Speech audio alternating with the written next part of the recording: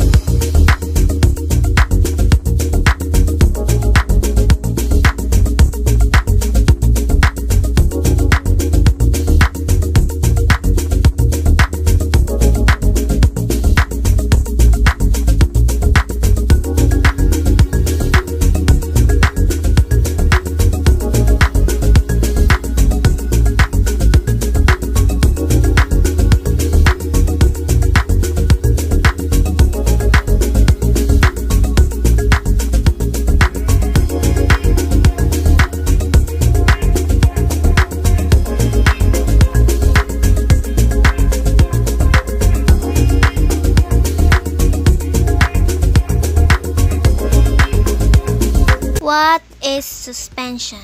Suspension is a heterogeneous mixture which has particles that do not completely dissolve and settle down at the bottom. Suspensions are used in medicines, baking, preparing juices, and household activities. After some time, as you can see, the flour settling at the bottom and some part of the water is cloudy because the flour dissolved. But most of the flour is not dissolved because they are suspended.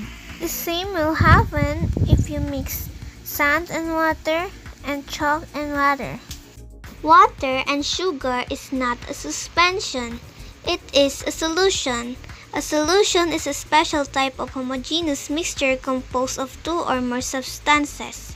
In such a mixture, a solute is a substance dissolved in another substance, known as a solvent. When you stir a spoonful of sugar into a glass of water, you are forming a solution.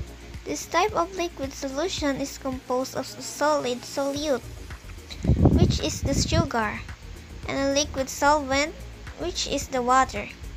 As the sugar molecules spread evenly throughout the water, the sugar dissolves.